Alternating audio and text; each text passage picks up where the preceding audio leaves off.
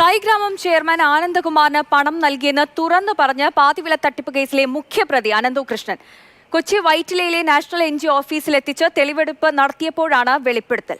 രാഷ്ട്രീയക്കാർക്കും പണം നൽകിയിരുന്നു. എൻ രാധാകൃഷ്ണൻ നേതൃത്വം നൽകുന്ന സയൻസ് സൊസൈറ്റി ഇംപ്ലിമെന്റേഷൻ ഏജൻസി മാത്രമാണെന്നും അനന്തുവിന്റെ പ്രതികരണം.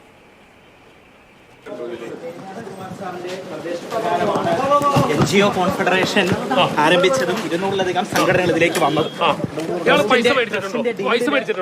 കൺസൾട്ടിംഗ് ഏജൻസിയെ ചുമതലപ്പെടുത്തിയത് അതിൽ വ്യക്തമാണ്. അദ്ദേഹത്തിന് ഉൾപ്പെടെ പൈസ കൊടുത്തിട്ടുണ്ട്. വിവിധ രാഷ്ട്രീയ പാർട്ടിയിലെ ആളുകൾക്ക് പൈസ. ഞാനിപ്പോൾ ആരുടെയും പേര് പറയുന്നില്ല. അന്വേഷണത്തിന്റെ ഘട്ടത്തിൽ അത് വ്യക്തമാവും. എൻ രാധാകൃഷ്ണൻ ജി ഇതിന്റെ സൈൻ എന്ന് പറയുന്ന സംഘടന ഇതിന്റെ ഇംപ്ലിമെന്റിംഗ് ഏജൻസിയായി വന്നതേ ഉള്ളൂ.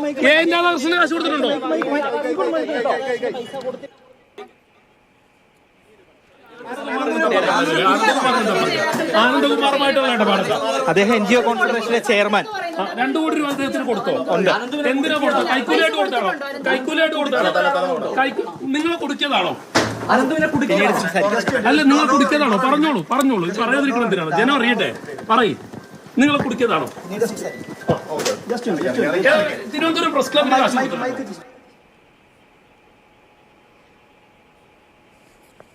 തെളിവെടുപ്പിനിടെയുള്ള അനന്തു കൃഷ്ണന്റെ പ്രതികരണമാണ് കേട്ടത്. രാഗിൻ കൂടുതൽ വിവരങ്ങളുമായി ചേരുന്നുണ്ട്. രാഗിൻ, ഇപ്പോൾ ഈ സൂചിപ്പിച്ചതുപോലെ തന്നെ സായിഗ്രാമം ചെയർമാൻ ആനന്ദകുമാറിന്റെ പേര് ഇതിൽ പറയുന്നത് നേരത്തെ തന്നെ ഒരു സന്നദ്ധ സംഘടന അദ്ദേഹത്തിനെതിരെ പറഞ്ഞിരുന്നു. സ്ത്രീ ശാക്തീകരണ മുഖ്യപ്രതിയാകും ഈ കേസിൽ എന്നുള്ള വിവരവും രാവിലെ മുതൽ തന്നെ പുറത്തു വന്നിരുന്നു. അതിനിടയിലുള്ള തുറന്നു പറച്ചിലാണ്. ഒപ്പം തന്നെ എങ്ങനെയാണ് എൻ രാധാകൃഷ്ണന്റെ നേതൃത്വത്തിലുള്ള ആ ഒരു കൂട്ടായ്മ പ്രവർത്തിക്കുന്നത് എന്നുള്ള കാര്യവും ഒക്കെ അനന്തു വെളിപ്പെടുത്തുകയാണ്. അവിടെ തെളിവെടുപ്പ് ഇപ്പോൾ പൂർണ്ണമായിട്ടുണ്ടോ? എന്തൊക്കെ പുതിയ കാര്യങ്ങൾ ഈ തട്ടിപ്പിൽ അനന്തു കൃഷ്ണൻ വെളിപ്പെടുത്തുന്നു? തെളിവെടുപ്പ് ഇപ്പോൾ അവസാന ഘട്ടത്തിലാണ്. അല്പസമയം മുമ്പ് മൂവാറ്റുപുഴ പോലീസ് ഇവിടെ എത്തി. പ്രതിയുമായിട്ടാണ് ഇവിടെ എത്തിയത്. അതായത് പ്രൊഫഷണൽ സർവീസ് ഇന്നോവേഷൻ എന്ന് പറയുന്ന അനന്തു കൃഷ്ണൻ കൈകാര്യം ചെയ്തിരുന്ന അല്ലെങ്കിൽ അനന്തു കൃഷ്ണൻ നടത്തിയിരുന്ന ഓഫീസാണ്. ആ ഓഫീസ് ഇപ്പോൾ പോലീസ് സീൽ ചെയ്തിരിക്കുന്നു. അത് സീൽ ചെയ്ത ശേഷം ഇപ്പോൾ പോലീസ് മടങ്ങുകയാണ്. ഇവിടെ നേരത്തെ ഒരു സ്റ്റാഫ് മാത്രമാണ് ഉണ്ടായിരുന്നത്. കൺസൾട്ടൻസി സ്ഥാപനമായിരുന്നു.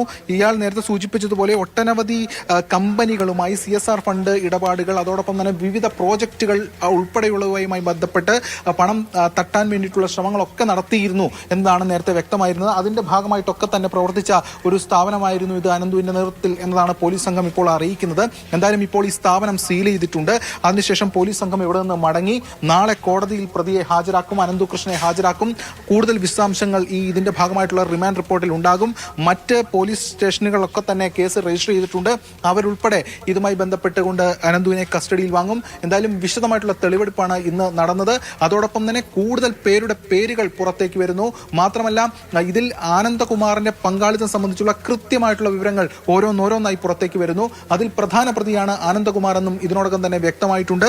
മാത്രമല്ല, ഇത്രയധികം പണം ആനന്ദകുമാറിലേക്ക് കൈമാറിയിട്ടുണ്ട്. നേരത്തെ ഒരു കാര്യം, അതായത് ഈ ആനന്ദകുമാറും അനന്തു കൃഷ്ണനും തമ്മിൽ തെറ്റിപ്പിരിയാനുണ്ടായിട്ടുള്ള കാരണങ്ങൾ സംബന്ധിച്ചുള്ള വിശദാംശങ്ങൾ കൂടി ഇതിനോടകം പുറത്തേക്ക് വരികയാണ്. അതായത് ഈ ഓരോ ഇടപാടിലും ഓരോ വാഹനം റിലീസ് ചെയ്ത് കിട്ടുന്ന ഘട്ടത്തിലും ഇതിന്റെ ഒരു ഫെസിലിറ്റേഷൻ ഫീസ് എന്ന് പറഞ്ഞ് വാങ്ങിയിരുന്നു എന്നതാണ് ഇപ്പോൾ വ്യക്തമാകുന്നത്. ആ വാങ്ങിയ തുക അത് സംബന്ധിച്ചുള്ള ചില തർക്കങ്ങളാണ് തെറ്റിപ്പിരിയാൻ കാരണമെന്നുമാണ് ഇപ്പോൾ അറിയാൻ കഴിയുന്നത്. എന്തായാലും ഈ സംസ്ഥാന വ്യാപകമായി നടന്ന തട്ടിപ്പിൽ ഒരുപാട് പേരുടെ പങ്കാളിത്തം സംബന്ധിച്ചുള്ള വിശദാംശങ്ങൾ പുറത്തേക്ക് വരുന്നു. മാത്രമല്ല, ഒരുപാട് പേരെ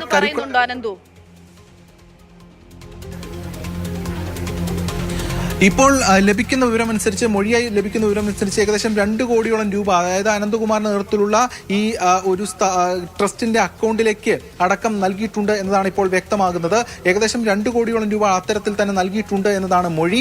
അത് സ്ഥിരീകരിക്കുന്ന വിവരങ്ങൾ കൂടി ഇതിനോടകം പുറത്തേക്ക് വരികയാണ്.